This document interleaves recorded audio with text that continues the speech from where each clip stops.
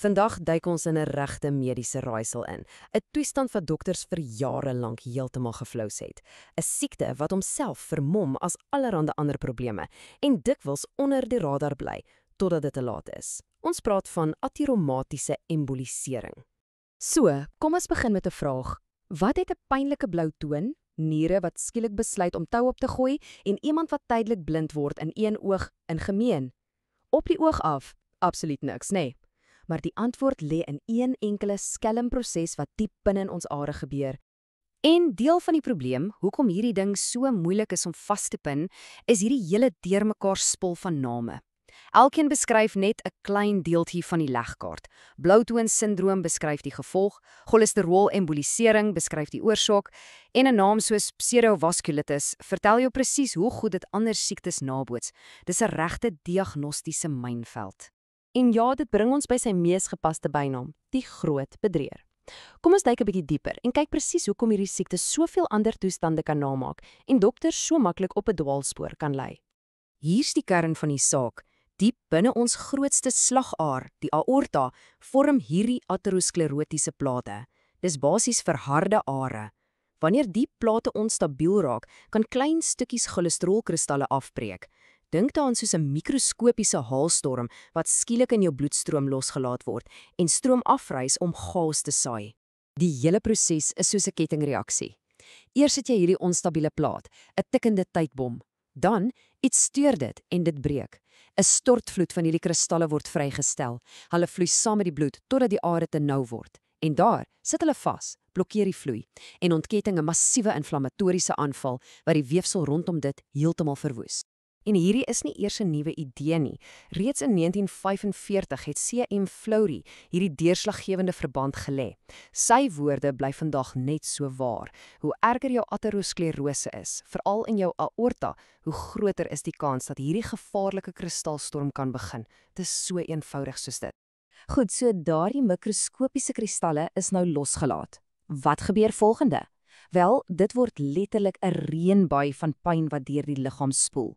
Kom ons kyk na die hoofteikens van hierdie storm. Die heel eerste leidrade verskyn gewoonlik op die mees sigbare plek, ons vel.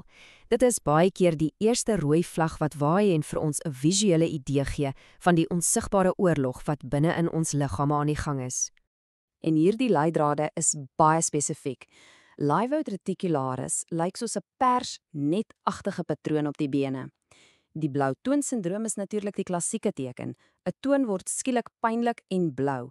Maar, en hier is die kinkel, die polsslag in die voet is nog steeds sterk. Dit sê vir ons die probleem is nie in die groot are nie, maar in die heel kleinste bloedvaatjies.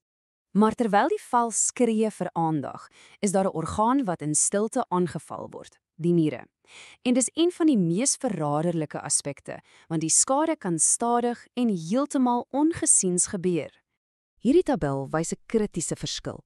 Met tipiese nierbesering na prosedure, soos ATN, skiet die kreatieninvlakke vinnig op en dan herstel dit gewoonlik. Maar met ateroemboliese siekte, nee, dis 'n stadige, sluipende agteruitgang. Die kreatinin klim week na week na week en die skade is amper altyd permanent. Dis 'n eenrigtingstraat.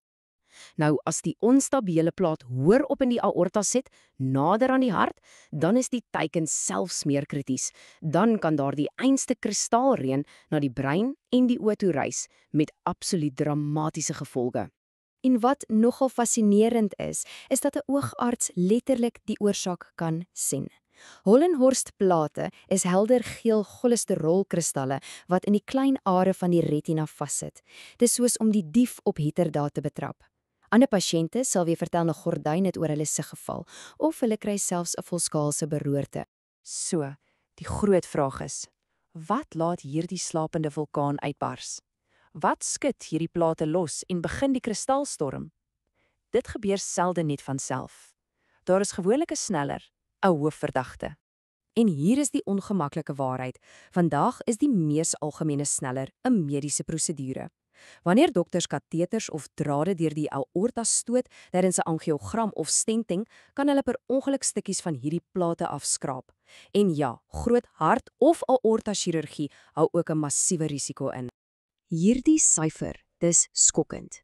In een bekende lijkskouwingsstudie het navorsers gevind dat 77% van pasiënte wat na 'n aorta-aneurysm operasie oorlede is, bewyse van ateroembolisme gehad het. Dit wys net hoe algemeen hierdie ding werklik is, selfs al word dit nie altyd klinies opgemerk nie. En die data lieg nie. Hierdie tabel wys 'n baie duidelike patroon. Hoe dikker die aterosklerotiese plaat in jou aorta is, hoe hoër is jou risiko.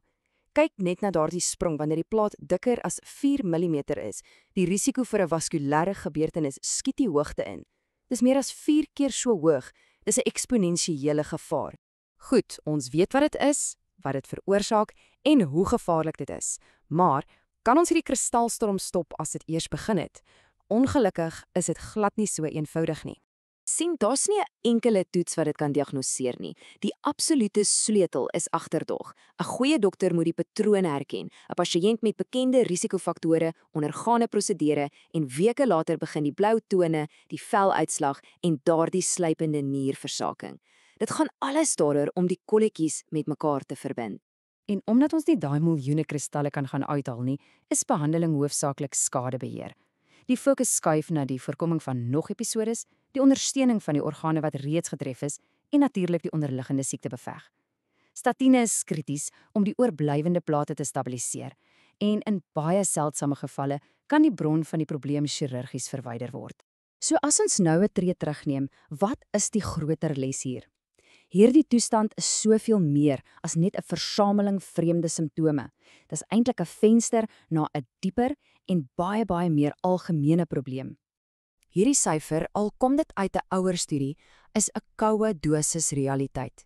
Die 1 jaar sterftesyfer vir pasiënte met hierdie toestand is histories so hoog as 81% bevind. Hoekom so hoog? Want dit is nie net 'n gelokaliseerde probleem nie. Dit is 'n reuse waarskuwingsteken dat die hele vaskulêre stelsel ernstig siek en onstabiel is. En hierdie aanhaling som dit perfek op. Ateroembolisme is nie 'n siekte op sy eie nie. Dis die eindspel. Dis 'n verwoestende komplikasie van die mees algemene vaskulêre siekte op aarde, aterosklerose. Dis wat gebeur wanneer daardie stille siekte uiteindelik 'n kritiese en plofbare punt bereik. En dit bring ons by die finale, deurslaggewende gedagte. Hierdie toestand dwing ons om te dink oor die stille gevaar wat in miljoene mense se are skuil. Dis 'n kragtige herinnering dat die beheer van cholesterol, bloeddruk en lewenstyl nie net gaan oor die voorkoming van 'n hartaanval nie, dit gaan ook oor die voorkoming van hierdie verwoestende kristalstorm. Die ware vraag is, wat bou tans in ons eie are op en wat doen ons daaromtrent?